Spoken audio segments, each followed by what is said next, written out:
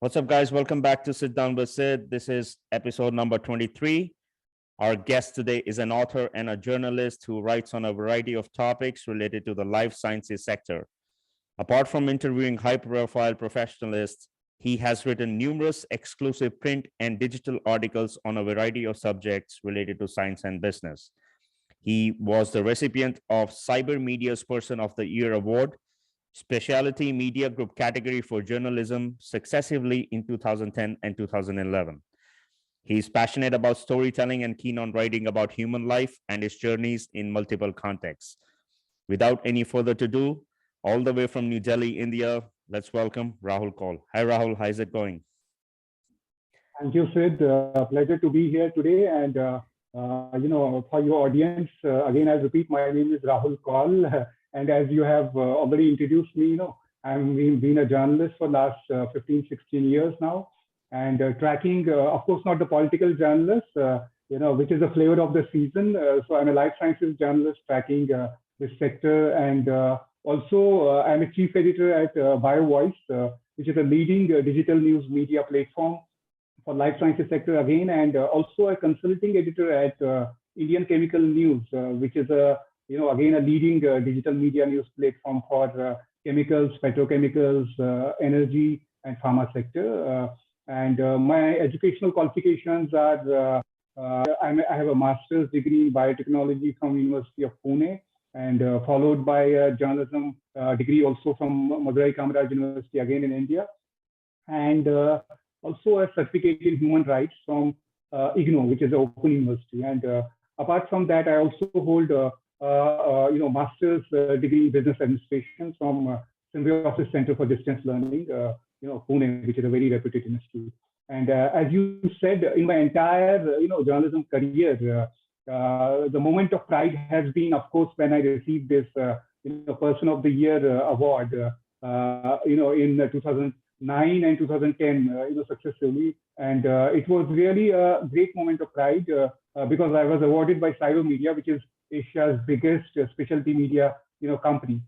And apart from that, of course, the journalism, profession gives you a lot of opportunities to travel across the world. And of course, I was lucky to travel to places like Japan, Spain, my neighboring countries such as Nepal, and also Hong Kong, and so many other countries, and which gave me very fresh perspectives and a lot of varied experiences. And as a journalist who has been tracking life sciences sector, I have been, lucky to meet big personalities, interviewed them, wrote a lot of these stories, particularly on, life sciences aspects. So it has been, of course, a great deal of experience in the last 16 years for me also. And, I have also transformed myself and graduated, I would say, to an author last year in 2020. And despite these trying times of Corona, I have successfully published my book, which is known as Threads of Frozen Destiny, available on Amazon. Yeah, before we go into the book, I just want you to ask a couple of things. Number one is why did you choose journalism and biotechnology as your career path? Sure. Sid, journalism, of course, was my first choice of career from the very beginning. As a child, I was quite, aware that this is something I wanted to do. But then, as you say, that then PE pressure and a lot of other factors which come in, and you don't get to decide what exactly you want to do. And that was the case in my life as well. I, as a child, when other children used to run away, and play a lot of sports and all, I used to, sit in a corner reading books which were ahead of my age. I remember sitting in my cousin's place and reading The Untouchable, by Mr. Mulk Raj Anand. He was a great author. And also Far From Madding Crowd, written by Thomas Hardy. And that was all in ninth standard, when these books were, of course, behind my age. And of course, I might have not understood everything what was written in the books, but it used to give me a lot of pleasure, to experience what exactly was happening with those characters defined in the book. So I would say that I used to really enjoy reading the literature Mm-hmm. and read politics, history, and from the very beginning, these things used to interest me a lot. Mm-hmm. And then I was again a student of biology, and which was quite different from English literature. Yeah. I quite enjoyed this also, and in the later part of my life, when I had to choose between the two, the literature and the biology, I had to choose the later, and I went to University of Pune to do my masters in Mm-hmm. biotechnology.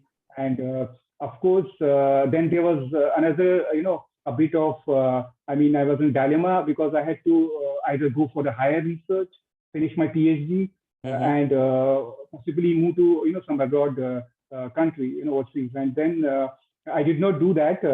Being a rebel, I thought of choosing entirely a different career that was marketing, which was sort of abhorred those days. Mm-hmm. Nobody used to like to do marketing, and I chose it, and it gave me an opportunity to travel far and wide within India. I traveled to southern India, I traveled to the western part of India, Maharashtra, and I quite enjoyed it. And finally, I went into market research in the Mm-hmm. same domain, in the life sciences domain. And but journalism was something which was always there in my mind, and I always tried to find an opportunity, whenever possible. But somehow I couldn't find that opportunity, and but only in 2009 I realized my dream of being a journalist.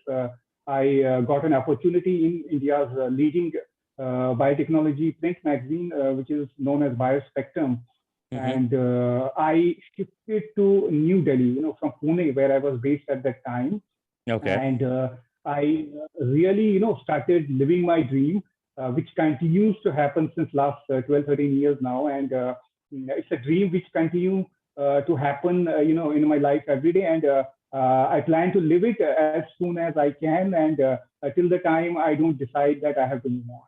Yeah. That's great. That's great. So now I also want to talk about you are an author as well. You launched your first book, which is known as Shreds of Frozen Destiny. So now, what inspired you to write this book? Before we kind of go into what this book is about, tell our audience, what was the inspiration behind writing this book?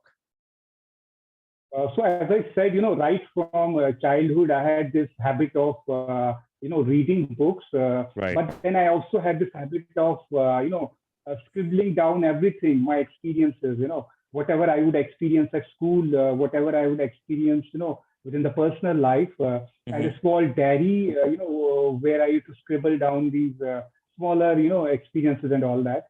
And then, I started writing it regularly.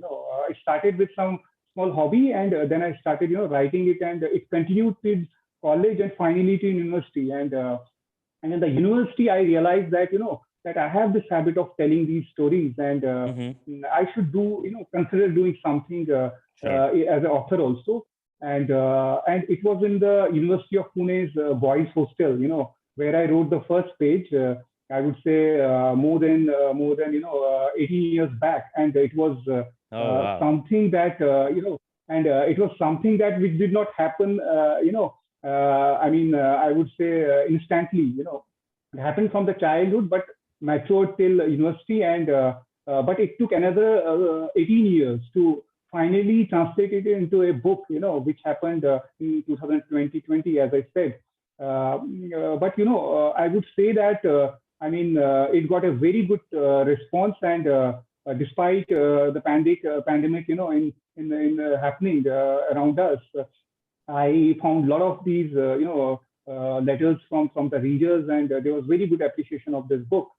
And I would say that, to coming to your question of what inspired writing this book, I would say that it is more about,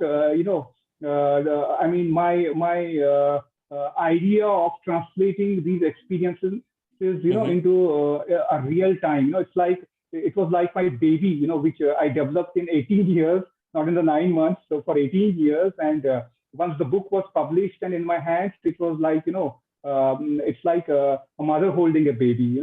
I was really excited. So I would say it was a very good as a first, my first book and One-Away author. I tried my best to put all my experiences. Of course, it was a semi-fiction book, so some of my experience were real, and I would say 70% of it was fiction. But I was really, as an author, it was a very good moment of pride for me that my first book came out.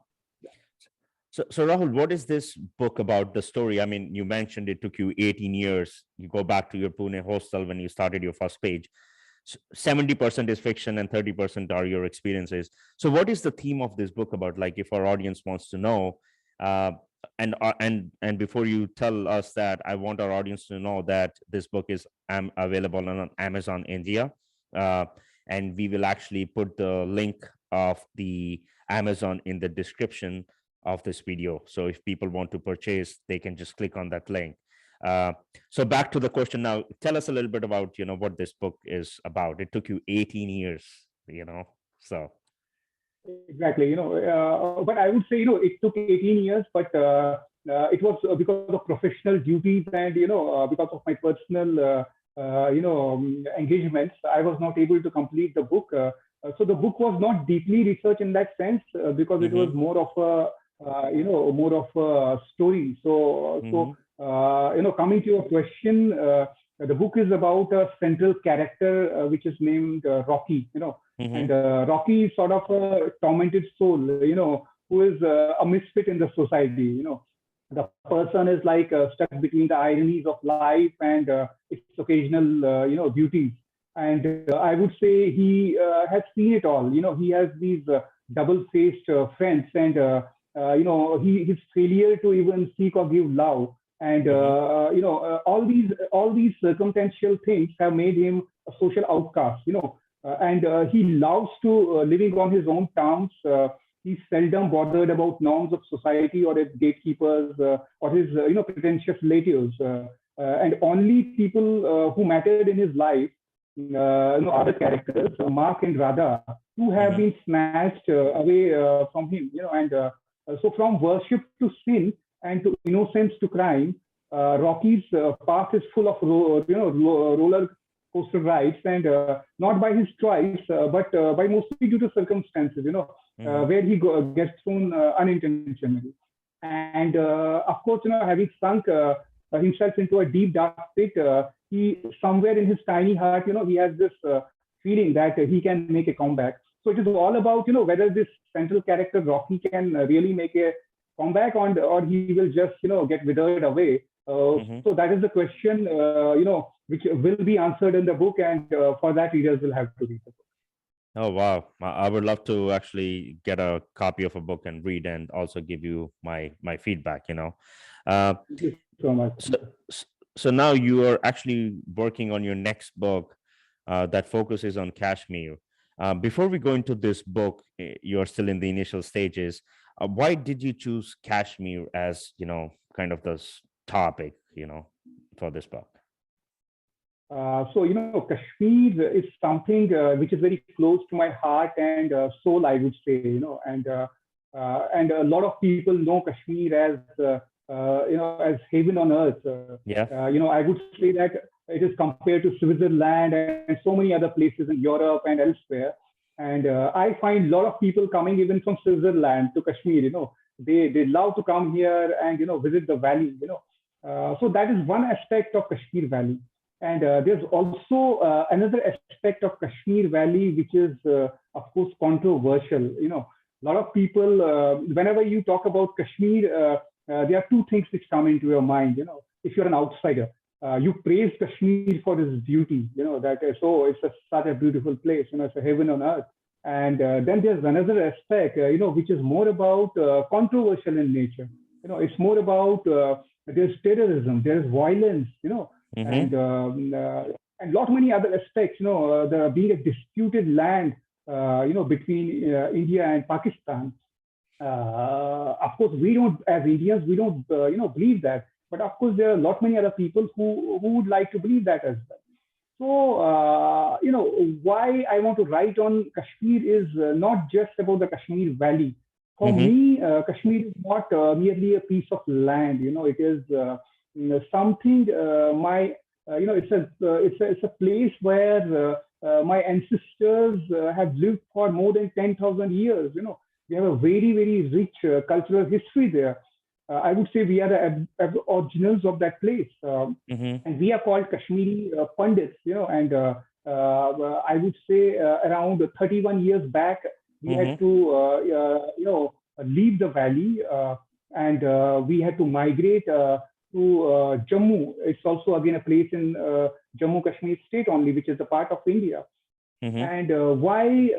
And I would not even term as a migration. It was a painful exodus where it took around 2 or 3 months for an entire community of Kashmiri Pandits to get uprooted from Kashmir Valley, and Mm-hmm. 99% of this community, minuscule community, had to flee from Kashmir in the middle of the night, all of a sudden. And it's a very painful tale. And because I was born in Kashmir, and in my Mm-hmm. childhood days, I witnessed that kind of pain which we had to go through, and we had to suffer as refugees in our own land. And in those days, 30 years back, there was not much awareness about this aspect of Correct. Kashmir. The community was thrown out of the valley, and nobody knew who these Kashmiri Pandits, are. And it took 15 years for us as a community to convince national and international media that Mm-hmm. this is an issue which needs to be talked about. There was nobody who used to talk about us. United Nations to big wigs in the media, in the Mm-hmm. political circles in India or abroad. Nobody paid a heed to our voice, and it took almost 30 years. For us to even, it took entire one generation completely first, and the Mm-hmm. new generation came up, and they had to, be very vocal. They had to, plead, and they had to do whatever they could to highlight this Kashmir issue. So coming to, why I am writing this book is, nowadays a lot of things have been written about Kashmir, and a lot of authors have talked about different Mm-hmm. aspects, including Kashmiri Pandits also. But my book will be completely focused on different aspects, different angles from where, I will analyze what happened to Kashmiri Pandits, and why they had to flee, and what were the socio-economic factors, what were the political factors, why would the neighbors who shared a common ancestry with us, and Mm-hmm. who used to live in harmony with us, all of a sudden get radicalized, and threaten us. I mean, without any emotions. So what happened in those years, and what happened afterwards, and what may even happen to our community in future? Will we completely disappear?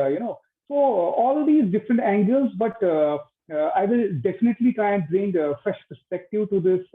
And compel the people to think about our community, what happened to us, and do we will we really get this justice? So it's a very, I would say, very emotional sort of thing for Personal me as genre. an author, and yes, particularly. So I hope that I will be able to do justice to this topic.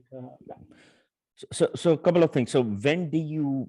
So I know you're on the initial stages of this. When do you expect a timeline to finish this book? Yeah. Do you have So a? as I said, yeah, yeah. Mhm. So Sid, as I said, it's a sort of controversial topic as well, Correct. and certainly you're putting on table a lot of facts. So it will require some research. There are lot many aspects, because being a community member, I'm aware about a lot of facts personally also, and but I do not want to be to appear as a biased person, or to prejudge a lot of things. So I want to do some fair research on certain aspects, and then come to a conclusion. Of So course, you I have want to concluded certain things. so you want to cite your research in the book, so it's as you said, so it does not appear biased and controversial, I mean, whatever it is, you just want to display the right facts. What is wrong, what is right, correct? Absolutely, absolutely. It should be. As an author, I will certainly, I would not say that I will be sort of be a neutral person, right? As a neutral person, because Correct. sometimes you have to take a position, and as a journalist, my personal philosophy has been to take a position, wherever it is required, and not be a showcase, as if I'm a neutral person, and despite the facts being on the table.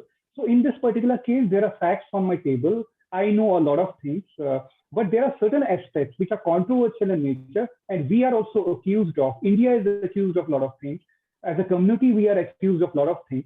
So I want to pick, up those statistics.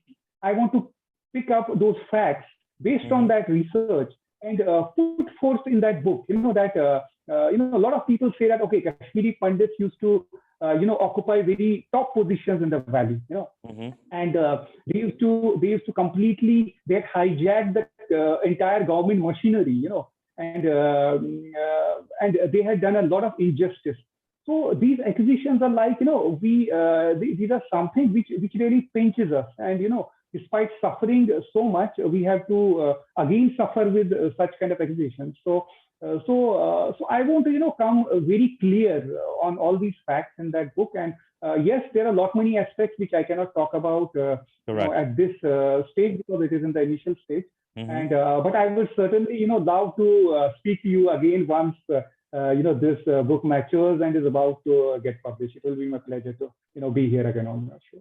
Oh, please, I would love to have you here, because my family is also from Jammu and Kashmir. So this is something I would be also very personally inclined to read, and most important, foresee the future, because as we know, Kashmir has been an issue in controversy for the last 40-50 years or more, and till date that has not changed. That land always has this aspect of controversy surrounding Pakistan, other neighboring countries. Once again, I don't want to get into that till the research is out. We want to make sure your citing is actually based on research. That's great. So we will definitely touch base on that once that book is out.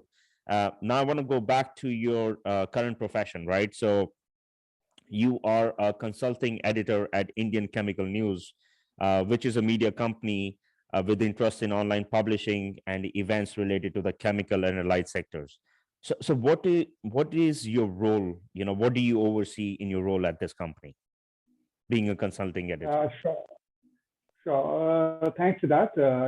I being a consulting editor, on the daily basis, I have to report, I have to track chemical sector in India and also in our neighboring countries. And and chemical is a very vast sector. It has allied industries such as petrochemicals. There is renewable energy. There are pharma, which has some. Pharma is mostly chemical. The 70% of it. So all these sectors I have been tracking at Indian Chemical News more than I would say 1.5 years now. And on the everyday basis, I track these sectors in India, and I conceptualize new stories, and also write knowledge reports, and also it gives me very a sort of a vast knowledge on daily basis also in terms of what is happening in India in these sectors. Especially chemical sectors. If we see. There's a lot of happenings in this particular sector now, with government promoting new schemes, especially the production-linked incentive scheme, which is the latest one, and wherein government is providing incentives to chemical companies to set up their plants and compete with other countries. And there are a lot of investments which are happening in this sector. So it is becoming more and more vibrant, and it has got very huge potential. India is growing as a chemical hub now. And apart from that, there's petrochemical sector where India is known for its public sector unit companies such as Indian Oil, which is a big, which has huge these huge refineries across Mm-hmm. India in different parts. And then there is also a lot of trust on electric vehicles in India these days. And in renewables, there's also hydrogen, which Mm-hmm. is hydrogen energy, which is being pushed. And there's a lot of work which is happening in these areas, and it's very exciting to be a part of, a watchdog as well as a track, recorder of these particular sectors. Mm-hmm. As a journalist, I would say, it gives me a lot of, pleasure to be part of these, growing sectors. And finally, pharma is something which I have been, tracking since last 13 years now. Mm-hmm. Of course, the pharma part of it, and the chemical part of pharma I have been covering only since last 1.5 years. And apart from being a consulting editor at Indian Chemical News, I'm also the chief editor at Bio Voice, which is my primary job. At Bio Voice, I have been tracking the life sciences sector for the Mm-hmm. last 13 years now. Mm-hmm. And prior to that, as I said, I was as a research analyst and as a marketing, executive positions I have held. So I have been, I would say, in this domain for last 16 years now. And as a journalist at BioVoice, everyday basis, I keep on attending conferences. I keep Mm-hmm. on meeting people, interviewing people. That is what the journalist job is, everyday's job. So that keeps on happening. But yes, what is exciting again in this life sciences domain in India is that it's a very happening sector now, and particularly because of COVID, people who did not know earlier that what exactly the biotechnology or life sciences sector is, Mm-hmm. now they have started having this interest in this sector. Earlier nobody had that idea of what exactly the vaccines are, and even if nowadays you ask a kid what a vaccine is, and he will start explaining, and giving his own set of definitions that what exactly the vaccine is. So COVID, sort of brought forth this sector and brought forth the kind of work the scientists in this sector do, and the kind of work the doctors do, the kind of work all the people who are associated with these sectors, be it chemical or be it life sciences, they do. And even journalists also, I would say. Earlier, nobody used to know who are healthcare journalists, who are the Mm-hmm. technology journalists. But with COVID happening and a lot of this thrust on chemicals and life sciences, with the terminology such as PPE kits, Yeah. ventilators, oxygen cylinders, and diagnostic kits, also all these terminologies which came up, made this sector popular, and also the people associated with it, and I would say it is really a great thing that I have been covering this sector, that I realized what kind of potential this sector has, in terms of saving lives. And not only the biotechnology, I have been also covering healthcare, also, the medical technology, the diagnostics, healthcare, especially the hospitals. And besides that, I have been also covering agriculture, the agriculture technology part of it, and overall the policies also. So I would say, this job profile gives me an opportunity to travel far and wide, meet different kind of people, different set of people, from policymakers, government officials to Mm-hmm. big CEOs. So you get, as a journalist, you get, multiple perspectives, you get different insights, and you are always updated with what's happening in the kind of sectors, you cover. So I would say, as I said, I will repeat myself again. It's like a dream for me. That is what I wanted to do, and Mm-hmm. and I'm doing. Right. So Rahul, let me ask you now, being in this industry for as long as you are, uh, what is India's position as a country amongst the other global markets in the bioscience sector, and where do you see India in the next 5 to 10 years in this sector? Sure. So, India, I would say, is one of the top, 12 destinations in biotechnology across globe. And, the industry has even more than 1,000 mature, biotech startups which are there. Mm-hmm. And there are, of course, a lot many which are coming up. And because of the kind of potential this sector has, we will see a lot of companies. And Mm-hmm. but there are certain names which you will be quite familiar with, and even your audience will be the companies such as Biocon, which is a global leader in biosimilars and or biologics, which are the bio-based drugs. As you know, there are chemical-based drugs and there are biological, drugs which are based on Mm-hmm. living organisms. So Biocon is a leading company, and then there is Serum Institute of India. It is the number two company in terms of revenue in India, and it is a vaccine manufacturer. And Mm-hmm. it came to, although it has been contributing to the vaccine manufacturing for a long time, Mm-hmm. but the name became a public, name and household name in COVID when Serum Institute tied up with Cambridge University, it got the technology transferred to it, and and manufactured a COVID vaccine, and which was then, of course, at a massive scale, it was manufactured, and then it got people got inoculated with this particular vaccine. And then there is Bharat Biotech, which is India's homegrown, indigenous, company, and is Mm-hmm. based at Hyderabad. And Mm-hmm. it has innovated India's only indigenous vaccine, which, of course, everybody knows as Covaxin, and Covaxin. Covaxin has also been, used, although I would say more than 80% has been the Serum Institute's vaccine, but Mm-hmm. the Bharat Biotech's vaccine has been given to the rest of the people in India, uh, and I would say, the biotechnology sector, coming to the biotech sector, the vaccine has played a major role in making the sector popular in India. And nowadays, people, if you talk about biotechnology, people will say, okay, it is the vaccine. Are you talking about the vaccine industry? So although biotechnology has different aspects to it, there is agriculture biotechnology. Then there is, enzyme-based biotechnology, where you innovate new enzymes and use it for different processes. From the detergents to solving a lot of issues. And Mm-hmm. then there is also the biopharma part of it.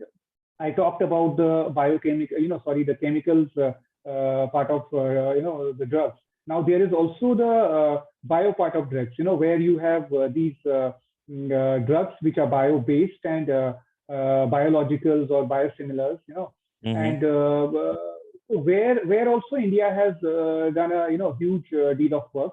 And so there, as I said, there are lot many companies which are there in terms of startups. They might not be big in terms of revenue, but the kind of innovative work they do is really phenomenal, and there's a lot of huge room for India to grow there, I would say. And if you talk about the revenue part of it, India is supposed to reach US dollar 150 billion by 2025, particularly the biotechnology sector, which is the forecast. And earlier the target was to reach around 100 billion US dollars, 100 billion by 2025, but now it has been recently revised to 150 billion US dollar by 2025, because of the kind of growth which the sector has registered of late.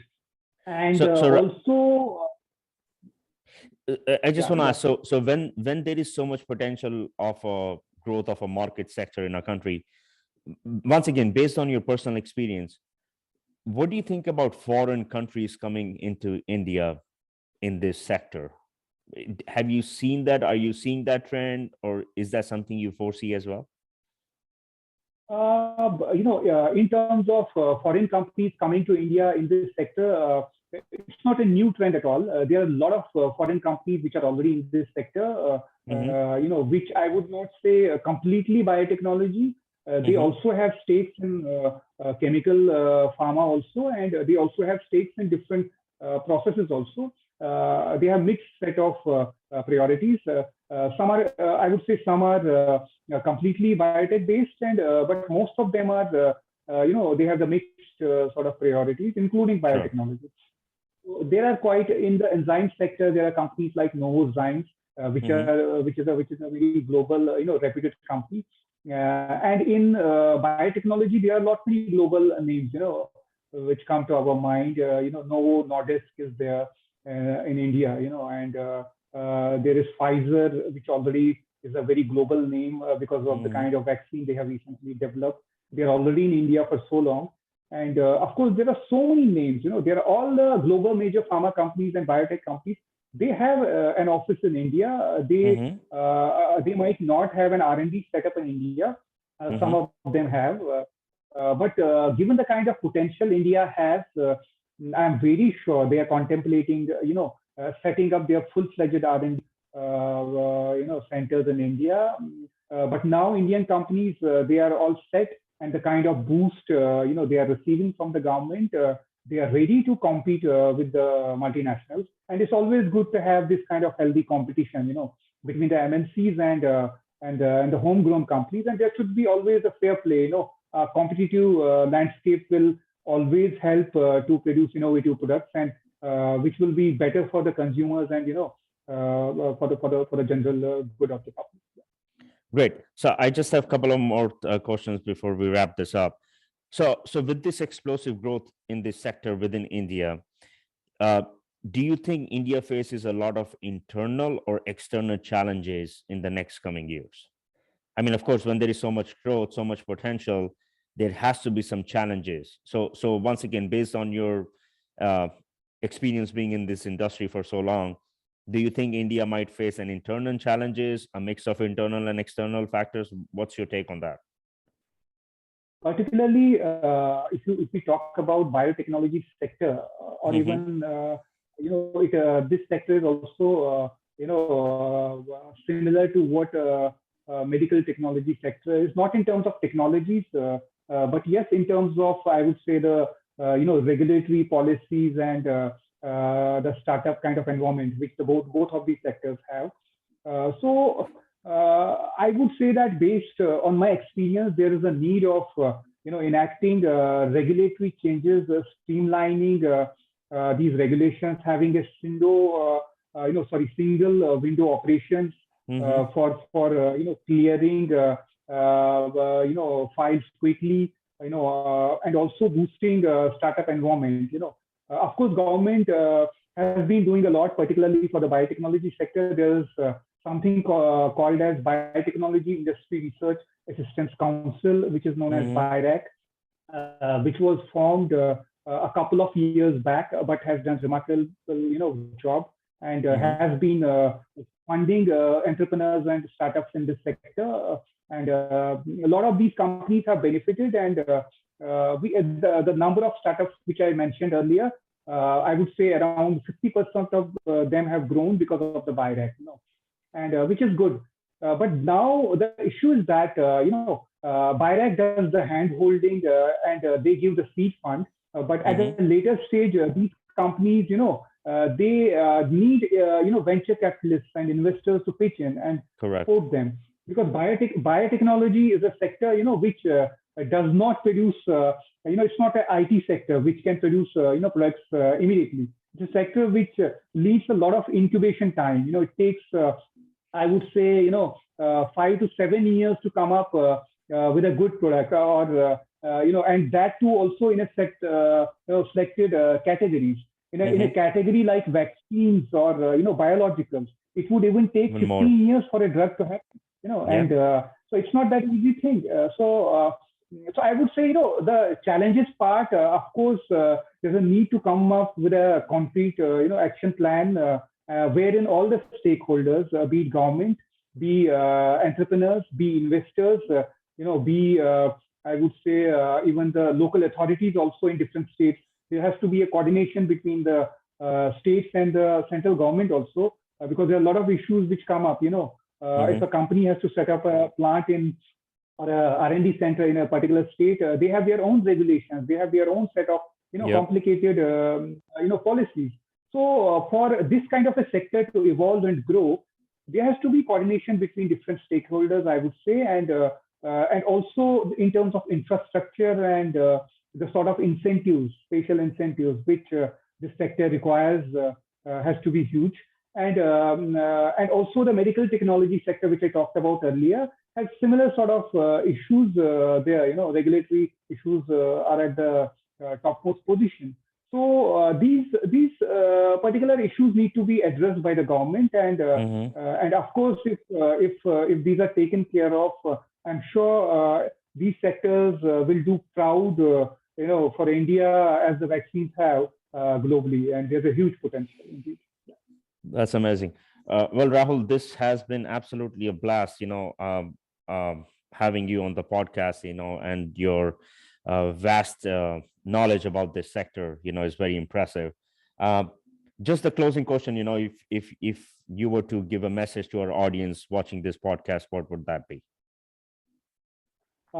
Sid, first of all, it has been a very, very good to be here, and very interesting conversation we had, and a pleasure to be here. And no special message as such, but yes, I would like to thank all your audience for watching this show and giving their precious time to hear us out, and I hope they have enjoyed this conversation, and I would say that I would certainly encourage them to follow their passion and their dreams, and go about what they really believe in. Does not matter, it is a product, it's a personal goal, it's a hobby, it's a professional goal, whatever it is. If there's something they believe in, and it is 100%, the belief is something that which is 100% in that particular thing, they should really go for it, and let the time decide that what exactly that path will take to them. But yes, of course, it has to be very realistic, and it has to be a very conscious decision. So I would say that is my message. Yeah. Well, Rahul, this has been, once again, it's been a pleasure and honor for us to have you here, and we would love to have you back once your book on Kashmir is published. Once again, thank you so much for your time. I want to wish you a good day, and once again, thanks for being with us. Okay, thank you. Thank you, Siddharth. Pleasure being here. Thank you. Thank you, sir. Bye bye. Thank you. Bye bye.